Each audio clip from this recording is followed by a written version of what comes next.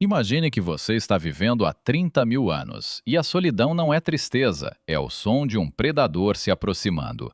Agora imagine que esse mesmo alarme ainda dispara toda vez que seu celular fica em silêncio.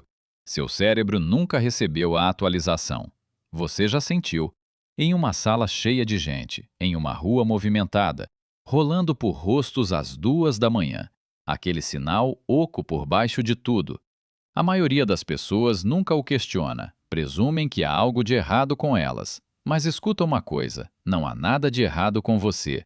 Algo muito antigo dentro de você está fazendo exatamente o seu trabalho, e o sentimento que você carrega agora é mais antigo que a própria linguagem.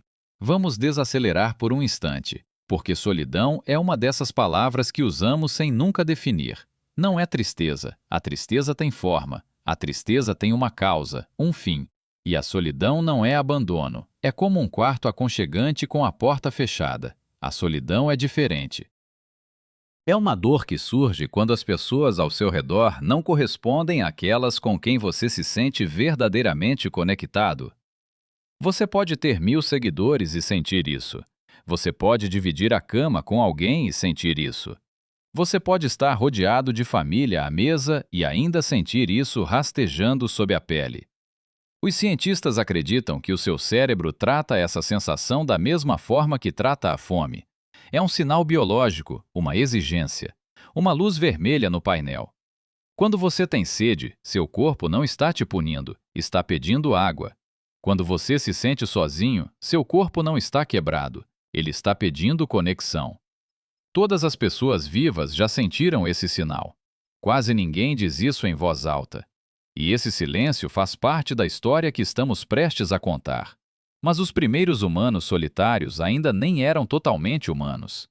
Quando você vir como esse sinal viajou de uma planície na África Oriental, através de uma palavra que não existia até 1600, através da fumaça das fábricas, até o brilho do seu celular, você vai notar algo perturbador em toda essa história. A solidão não aconteceu por acaso. Ela foi silenciosamente transformada em arma. Comece pela savana. Imagine um pequeno bando, 20 hominídeos caminhando por uma planície aberta no leste da África. A grama é alta, o horizonte é vasto. Existem predadores em toda parte e nenhum deles se importa com os seus sentimentos. Estar sozinho aqui não é um estado de espírito. Estar sozinho é uma sentença de morte. Se você ficar para trás do grupo, não volta mais para casa. Se a tribo te rejeita, você passa fome. Seu corpo sabe disso. Seus genes se lembram disso no código. E assim, a evolução instala um sistema de alerta. Seu cérebro cria um alarme que dispara quando a distância social aumenta. Esse alarme é o que hoje chamamos de solidão.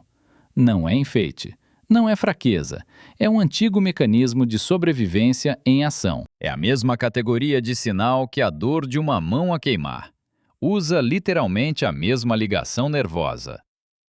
Um pesquisador chamado John Cacioppo dedicou sua vida a estudar isso. Ele defendia que a solidão é uma dor social real. Ele comprovou isso com exames cerebrais. Quando somos excluídos de um simples jogo, as mesmas regiões se acendem, como quando alguém se machuca fisicamente. A rejeição literalmente dói, porque o seu cérebro não consegue distinguir os dois eventos. Cada vez que alguém te deixou no vácuo, cada silêncio constrangedor no jantar, cada oi no corredor que você deu e foi ignorado. Um circuito dentro do seu crânio disparou da mesma forma que dispararia se uma pedra tivesse atingido suas costelas. Esse circuito tem no mínimo 30 mil anos. Ele manteve seus ancestrais vivos. É por causa dele que você existe. E ele ainda não sabe que estamos no século XXI. Continua guardando uma savana que já não existe. Durante a maior parte da história, este alarme raramente disparava. Os humanos viviam em grupos unidos e inseparáveis todos os dias. Você acordava ao lado das mesmas pessoas todas as manhãs. Comia com elas, caçava com elas, enterrava elas. Não havia privacidade, nem marca pessoal, nem apartamento solitário. Havia apenas a tribo, sempre a tribo. Então, há cerca de 10 mil anos, algo silencioso mudou. A agricultura chegou, e com ela, tudo o mais começou a se transformar. As aldeias substituíram os acampamentos, mas mesmo então, a solidão como a conhecemos mal existia como conceito em qualquer lugar. As línguas antigas não têm uma boa palavra para isso. Os gregos falavam de filia, uma amizade profunda, de vida partilhada. Os romanos falavam de solitudo, mas se referiam ao isolamento físico, não à dor emocional. Essa distinção é realmente importante aqui. Nas tradições monásticas, os eremitas caminhavam para o deserto de propósito. O isolamento era uma ferramenta espiritual, não uma ferida. Quando os místicos cristãos fugiam para as cavernas, não estavam fugindo de outras pessoas, estavam correndo em direção a Deus. Eles esperavam que a comunhão com o divino preenchesse o espaço. Leia com atenção as cartas dos filósofos antigos. Leia os diários dos monges medievais. Você encontrará tristeza, saudade, desespero e tédio em quase todas as páginas. Mas esse sabor especificamente moderno, o de estar no meio de uma multidão sentindo-se invisível, praticamente não aparece nesses textos. Porque a comunidade era o sistema operacional padrão. Era a água em que as pessoas nadavam, silenciosamente, sem sequer perceber. A solidão, como condição íntima e interior, é uma ideia estranhamente jovem na longa história da humanidade. Até que uma invenção transformou vizinhos em estranhos. É aqui que a história dá uma virada brusca e inesperada no nosso enredo. Os linguistas vasculharam textos antigos em inglês. A palavra solidão mal aparece antes do ano de 1600. Quando aparece, geralmente significa apenas estar fisicamente sozinho, como uma ilha distante no mar. O peso emocional que damos a ela hoje, essa dor vazia e profunda, é genuinamente novo na linguagem e no coração humanos.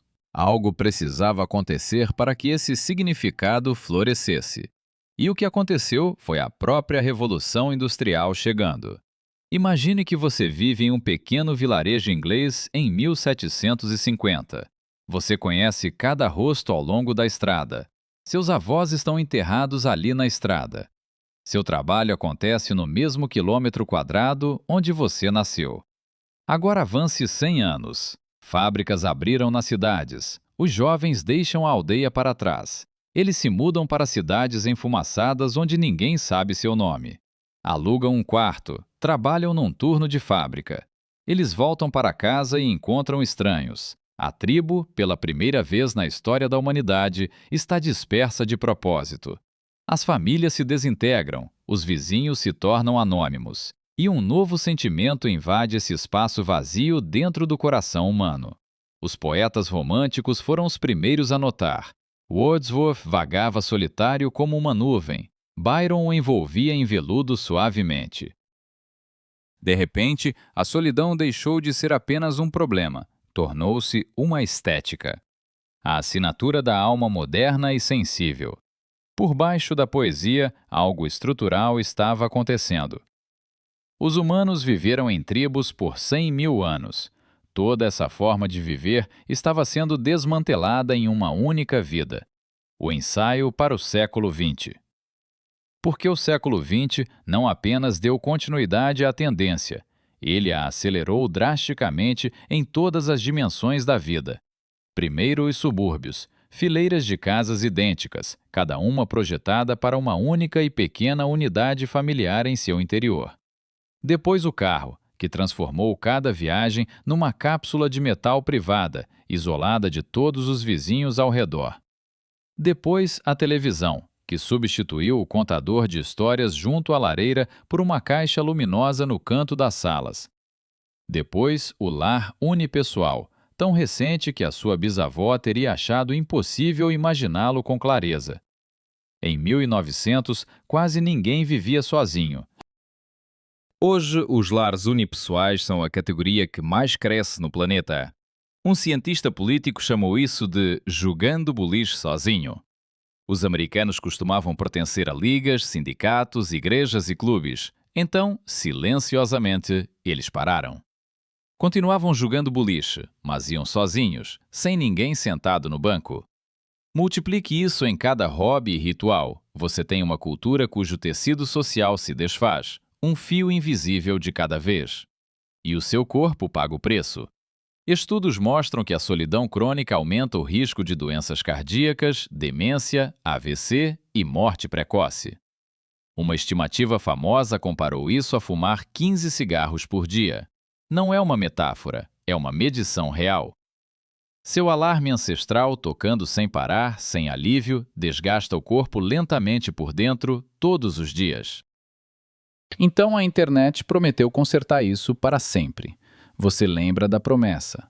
Ou você nasceu dentro dela. A internet ia conectar todo mundo. A distância ia desaparecer. Ninguém mais ficaria sozinho, foi o que disseram. De certa forma, cumpriu o que prometeu. Você pode conversar com um amigo do outro lado do oceano em tempo real, algo milagroso. Mas algo mais aconteceu por baixo disso. As redes sociais multiplicaram os seus contatos e, ao mesmo tempo, enfraqueceram as suas conexões.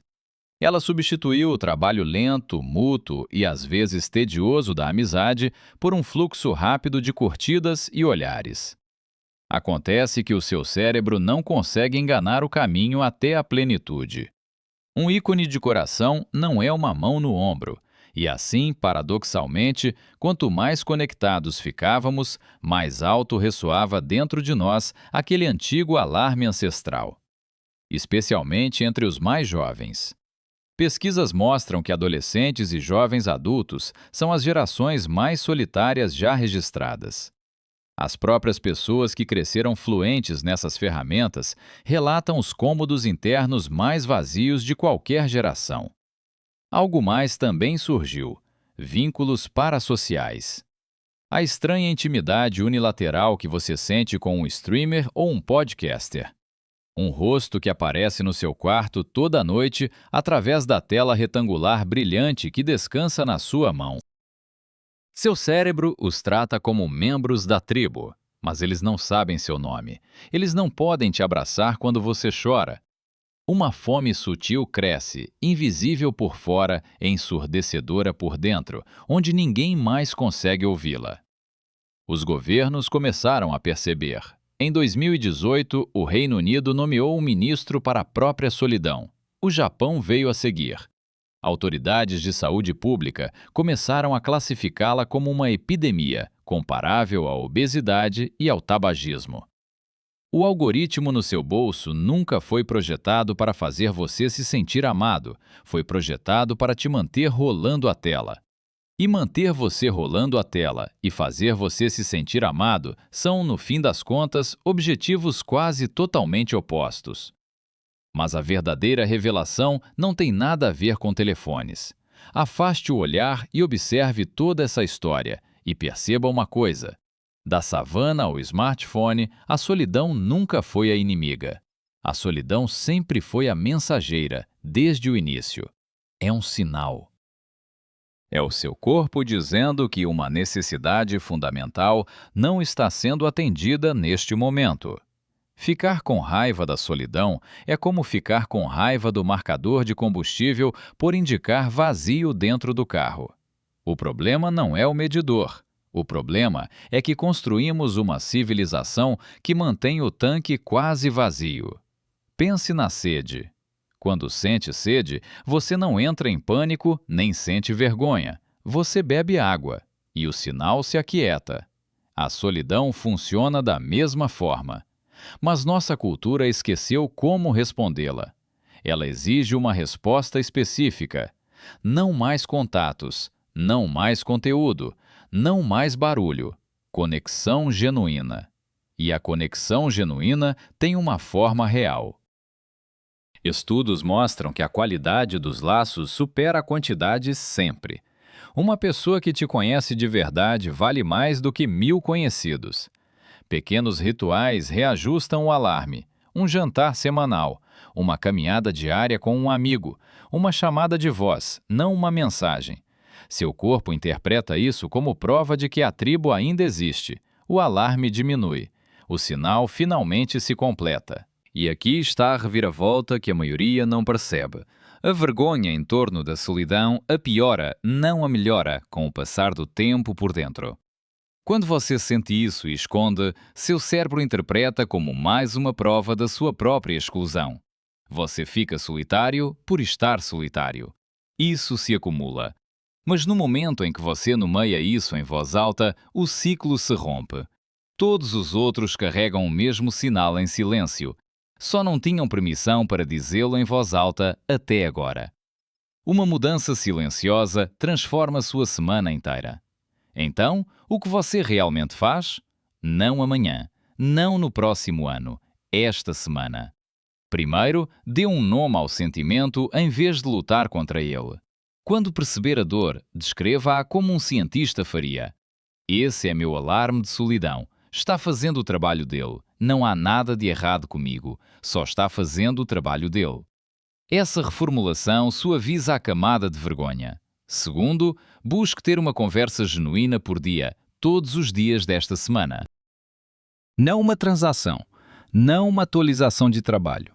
Uma pergunta real e uma resposta real, trocadas com uma pessoa real. Pode durar 3 minutos. Sua fiação ancestral conta cada segundo. Terceiro, escolha atividades compartilhadas em vez de telas compartilhadas, juntos. Caminhar, cozinhar, construir lado a lado. Os humanos criaram laços assim durante centenas de milhares de anos, antes mesmo da conversa. Quarto, seja o primeiro a dar o passo. Esta é a etapa mais difícil e a mais importante de toda essa prática, sempre. A mente solitária sussurra que ninguém quer ouvir você. Envie a mensagem mesmo assim. Rompa o ciclo primeiro. E lembre-se do mais profundo que esta história tem a te ensinar hoje. Você não está quebrado. Você não está sozinho. Você é uma criatura de 30 mil anos vivendo num mundo que foi inventado terça-feira passada, essencialmente. A incompatibilidade não é culpa sua. O sinal é a parte mais antiga e mais honesta de você, pedindo conexão. Está pedindo a coisa mais antiga e mais sincera, ser conhecido. Verdadeiramente conhecido por outro ser humano por perto. Há mais uma pergunta que vale a pena fazer agora. A solidão é contagiosa? Pode se espalhar por um grupo como o clima? Os pesquisadores começaram a encontrar evidências de que sim, mas essa é uma história para o próximo vídeo desta série. Você já percebeu aquela estática silenciosa no meio de uma multidão? Escreva nos comentários quando sentiu isso pela primeira vez. Leia algumas das outras respostas enquanto estiver por lá. Você vai perceber algo caloroso por trás de todas essas palavras. Inscreva-se se quiser mais análises como esta sobre a natureza humana.